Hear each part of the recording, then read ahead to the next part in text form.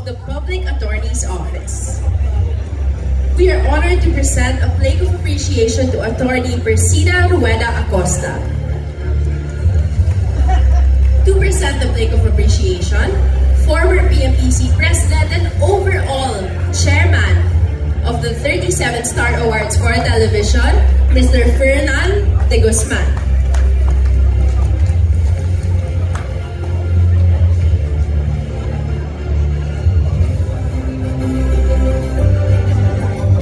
Whose support has been vital to the success of tonight's festivities. His commitment to excellence is truly commendable. Our deepest thanks and a plaque of appreciation goes to Attorney Ernelson Trujillo. To receive Attorney Trujillo's plaque of appreciation is Attorney Kyle Singh, a senior associate from Trujillo and Saldo Marañon Law Office. Congratulations. And to present the plaque of appreciation, PMPC Board of Director Blessy Sirera.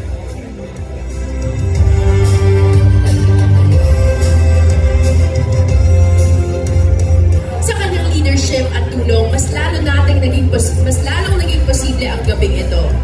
We present a plaque of appreciation to Ms. Cecil Bravo, Vice President of Intel Builders and Development Corporation.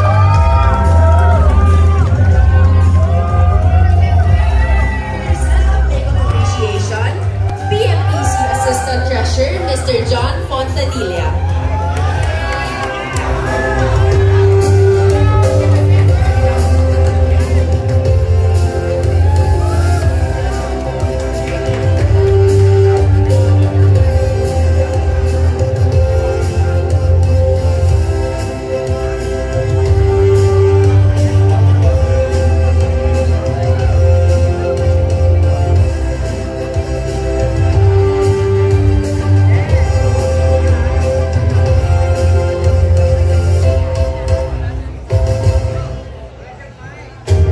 Thank you and congratulations po ulit. And of course, oh okay po, go ahead, please. Magandang gabi sa inyong lahat. Unang-una nagpapasalamat ako dahil binibigyan ako ng pagkakataon ng PMPC na masuportahan sila. Dahil naniniwala ako sa organisasyong ito, kaya hanggang kaya patuloy ko kayong susuportahan.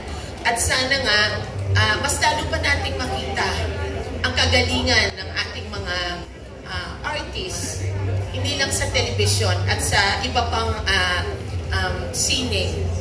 Nagpapasalamat ako dahil iba nga yung kahit paano mabigyan tayo ng pagpupugay na binibigyan nyo kami ng pagpapahalaga tulad ng pagbibigay namin pagpapahalaga sa inyo. Maraming salamat Panginoon sa mga ganitong okasyon.